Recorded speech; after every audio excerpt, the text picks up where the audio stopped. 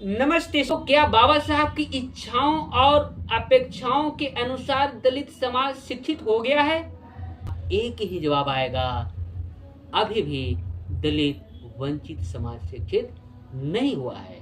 इस संदर्भ में लेखक कहते हैं, यदि नहीं तो इनकी जवाबदेही शासन की तो है ही, परंतु उससे भी अधिक जवाबदेही दलित वर्ग के उन व्यक्तियों की है जो शिक्षित हो गए हैं और बाबा साहब के द्वारा प्रदान किए गए आरक्षण के दम पर प्रशासन में छोटे से लेकर उच्च पदों तक पहुंचे हुए हैं। वे लोग भी अपनी जिम्मेवारी से कहीं दूर रह गए हैं। बाबा साहब के प्रति वफादार लोगों की आज बिल्कुल उनकी गतिविधियां, सोच समझ और उसके कार्यों से आपको देखकर पहचानने में थोड़ा भी देर नहीं लगेगा। तो अगर आप लोगों को इस प्रकार के सामाजिक वीडियो अच्छी लगती है तो आप इसको देखें, सुने और चिंतन मनन करें। अगर आप सहयोग करना चाहते हैं तो आप ज़्यादा से ज़्यादा इसको ग्रुपों में शेयर करें और अपने विचार को कमेंट बॉक्स में लिखकर मुझे अवगत कराएं। लेखक महोदय बाबा साहब के दर्द को पहचानिए में जो लिखे हैं वो वाकई में बाबा साहब के प्रति गद्दार लोगों की नींद को उड़ा देने वाली है। अपनी आवश्यकताओं की पूर्ति के लिए भी दूसरों पर निर्भर रहने के लिए वह धर्म नहीं, कोरी धूर्तता है। उनको कम से कम बाबा साहब के बारे में किताबें पढ़नी चाहिए, उनके बारे में चिंतन मनन करनी चाहिए। जो बाबा साहब के प्रति गद्दार लोग हैं उन्हें चाहिए कि वे बाबा साहब के प्रति वफादार बने। उनके नाम पर, दुरानों की कथा के नाम पर और भी न जाने ऐसे कितने ही व्यर्थ कार्यों के नाम पर हमारे बहुजन साथी हिंदू अंधविश्वास आधारित कार्यक्रमों में अथाह मुंह मांगा पैसा दे रहे हैं। उन लोगों के बारे में बाबा साहब ने अपने उद्गार में कहे थे कि आप इस हिंदू धर्म के दलदल से बाहर निकलिए, अपने बहुजन साथियों को जगाइए, ऐसी भी सामाजिक गतिविधियां आप प्रारंभ कीजिए जो उन्हें आंख पर बंधी पट्टी हट सके। कि हिंदू संगठनों द्वारा जिन कार्यों के लिए चंदे के नाम पर पैसा वसूला जाता है, वही कार्य तो इन्हें बर्बाद करने वाले हैं, इन्हें नीच बनाए रखने वाले हैं। आप संत कबीर, रविदास जी महाराज, ज्योतिराव फूले आदि महापुरुषों की जयंतियां और पुण्यतिथियां मनाने में अपना पैसा लगाइए। मैं शिव प्रसाद और बुद्ध रत्न मगध विश्वविद्यालय शोध छात्र बोध गया बिहार से। अभी मैं आप लोगों को रंजीत कबीरपंथी के द्वारा लिखी गई पुस्तक मुझे पढ़े लिखे लोगों ने बहुत धोखा दिया है के अंतर्गत एक महत्वपूर्ण शीर्षक पर बात करने के लिए आया हूँ। वह शीर्षक है बाबा साहब के दर्द को पहचानिए। इस शीर्षक के अंतर्गत जो शेष भाग है उसे मैं पढ़कर सुनाने चलता हूँ। साथियों, बाबा साहब जब नागपुर के दीक्षा भूमि में दीक्षित हुए उस वक्त यह साफ शब्दों में कह चुके थे कि आप बौद्ध धर्म में दीक्षित होइए और सक्षम लोगों को ये भी मैसेज दिए थे कि आप 5% अपने सोसाइटी को धर्म में दीक्षित होने और उन्हें जागरूक करने के लिए आप खर्च करिए और साथ ही साथ अपना शेष समय को भी उनके बीच जाकर दीजिए।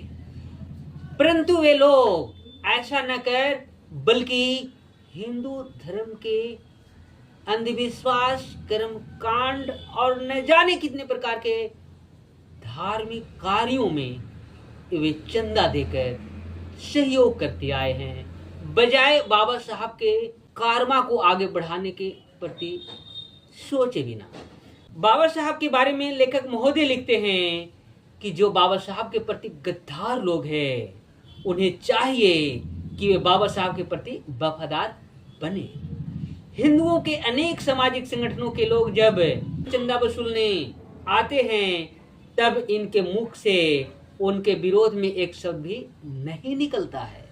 वे जितने रुपये की रसीद फाड़ देते हैं झक मारकर हमारे लोग उतने ही रुपये उन्हें दे देते हैं। यज्ञ के नाम पर, हवन के नाम पर, दुर्गा महोत्सव के नाम पर, भजन कीर्तन के नाम पर, पुराणों की कथा के नाम पर और भी न जाने ऐसे कितने ही व्यर्थ कार्यों के नाम पर हमारे बहुजन साथी हिंदू अंधविश्वास आधारित कार्यक्रमों में अथाह मुंह मांगा पैसा दे रहे हैं और वे देते आए भी हैं।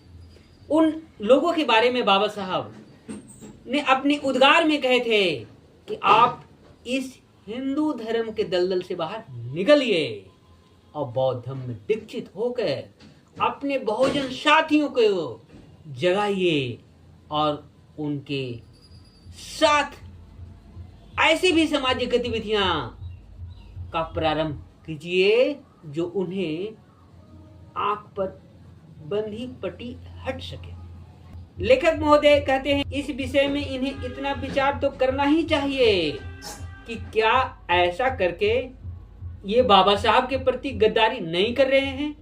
वास्तव में इन्हें इस बात पर विचार करना चाहिए कि हिंदू संगठनों द्वारा जिन कार्यों के लिए इनसे चंदे के नाम पर पैसा वसूला जाता है वही कार्य तो इन्हें बर्बाद करने वाले हैं, इनकी दुर्गति करने वाले हैं, इन्हें नीच बनाए रखने वाले हैं। दृष्टव्य है इस विषय में भी बाबा साहब के आगे लिखित उद्गार। साथियों, यहाँ पर लेखक महोदय अपने लेखनी के माध्यम से इस पुस्तक के शीर्षक बाबा साहब के दर्द को पहचानिए में जो लिखे हैं वो वाकई में बाबा साहब के प्रति गद्दार लोगों की नींद को उड़ा देने वाली है। आगे जो लिखा है उसे आप सुनिए। वह धर्म जो इस तथ्य को अनदेखा करके अधिकतर लोगों को अशिक्षित रखकर कुछ ही लोगों को शिक्षा का लाभ देने की इजाजत देता है, वह धर्म नहीं, लोगों को लगातार मानसिक गुलाम रखने का षड्यंत्र है। वह धर्म जो कुछ लोगों को शस्त्र धारण करने की अनुमति देता है तथा अधिकतर लोगों को अपनी स्वरक्षा के लिए दूसरे पर निर्भर रखता है, वह धर्म नहीं बल्कि लगातार गुलामी में रखने की योजना है। वह धर्म जो कुछ लोगों को संपत्ति तथा दौलत इकट्ठा करने के रास्ते खोल देता है तथा दूसरों को गरीब तथा उपेक्षित रखता हो और उन्हें विवश करता हो, अपनी आवश्यकताओं की पूर्ति के लिए भी दूसरों पर निर्भर रहने के लिए वह धर्म नहीं कोरी धूर्तता है।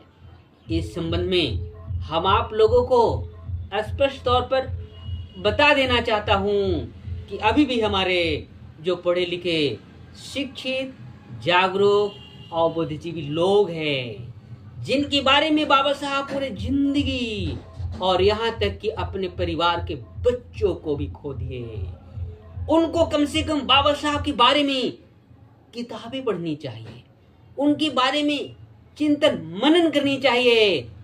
और जब वे इस प्रकार उनके बारे में जानकर चिंतन मनन करेंगे तो मैं कहना चाहता हूं कि देर ही सही वे दुरुस्त के साथ सामाजिक कार्यों के लिए वे तैयार होंगे और तत्परता के साथ बाबा साहब के जो अधूरे सपने था प्रबुद्ध भारत बनाने का, अर्थात पूरा भारत को बौद्धमय बनाने के लिए उस पर वे सुबह निकल पड़ेंगे। लेखक महोदय कहते हैं, अतः ये मेरे बंधुओं, हिंदू धर्म की ऐसी तमाम बातों को आप समझिए और उनके कथित धार्मिक एवं सांस्कृतिक कार्यक्रमों में चंदा मत दीजिए। आप संत कबीर, रविदास जी महाराज, ज्योतिराव फूले आदि महापुरुषों की जयंतियां और पुण्यतिथियां मनाने में अपना पैसा लगाइए और समाज को जगाने का महत्वपूर्ण कार्य कीजिए। ऐसा करना ही आपके द्वारा बाबा साहब के प्रति वफादारी करना होगा। इस प्रकार से बाबा साहब के प्रति वफादार लोगों की आज बिल्कुल उनकी गतिविधियां, सोच समझ और उसके कार्यों से आपको देखकर पहचानने में थोड़ा भी देर नहीं लगेगा। तो आगे इस संदर्भ में बाबा साहब का जो उद्गार है उसके बारे में लेखक कहते हैं, आप बाबा साहब के इस आदेशों को सदैव याद रखिए कि शिक्षित बने बिना दलित वर्ग का उत्थान किसी भी स्थिति में नहीं हो सकता। इसलिए उन्होंने दलित वर्ग के सर्वांगीण उत्थान के लिए जो 3 सूत्र दिए, उनमें पहला सूत्र शिक्षित बनो है। शेष इसके बाद के सूत्र हैं। तो क्या बाबा साहब की इच्छाओं और अपेक्षाओं के अनुसार दलित समाज शिक्षित हो गया है? आप इस पर ध्यान को ले जाएंगे तो आपका एक ही जवाब आएगा, अभी भी दलित वंचित समाज शिक्षित नहीं हुआ है। इस संदर्भ में लेखक कहते हैं, यदि नहीं तो इनकी जवाबदेही शासन की तो है ही, परंतु उससे भी अधिक जवाबदेही दलित वर्ग के उन व्यक्तियों की है जो शिक्षित हो गए हैं और बाबा साहब के द्वारा प्रदान किए गए आरक्षण के दम पर प्रशासन में छोटे से लेकर उच्च पदों तक पहुंचे हुए हैं। वे लोग भी अपनी जिम्मेवारी से कहीं दूर रह गए हैं, जिसके कारण अर्थात उसी के परिणाम स्वरूप आज हमारे दलित समाज के लोग, जिन्हें बाबा साहब ने शिक्षित बनो की बात कहे हैं, उन्हें शिक्षित बनाने में वे अपनी भूमिका में कुछ कदम पीछे रह गए हैं। साथियों, इसके बारे में जो लेखक महोदय लिखते हैं उसको मैं बता रहा हूं, उसे सुनने मात्र से आपकी दिमाग और भी शार्प होगा और ये समझने में पर्याप्त होगा कि रियल में बाबा साहब के जो अधूरे सपने और उनके दर्द पहचानिए के अंतर्गत किस प्रकार के गद्दार लोग अभी भी हमारे देश में हैं, जिसकी आंखें खोलने के लिए इस लेखक महोदय का एक कंटेंट पर्याप्त है। लेखक महोदय लिखते हैं, ये मेरे शिक्षित बंधुओं, माना कि बाबा साहब की इच्छा और अपेक्षा अनुसार आप लोग तो शिक्षित हो गए, परंतु क्या आपने अपने समाज को शिक्षित करने के लिए कोई प्रयास किए हैं? निश्चित रूप से इसका भी उत्तर नकारात्मक ही निकलेगा। बंधुओं, आप शिक्षित लोग समय निकालकर, आप चाहे तो आप जिस नगर, गांव या मोहल्ले में रहते हैं, वहां किसी सार्वजनिक स्थल पर अपने वर्ग के बच्चों को एकत्रित कर उन्हें पढ़ाइए, उन्हें ऐसी बातें बताइए कि वे आगे बढ़ सके। यदि किसी गांव मोहल्ले में 5-7 ही शिक्षित कर्मचारी हैं तो वे बच्चों को पढ़ा सकते हैं। ऐसा करने से उन्हें ट्यूशन या कोचिंग के लिए भी नहीं जाना पड़ेगा और वे निःशुल्क शिक्षा प्राप्त कर सकेंगे।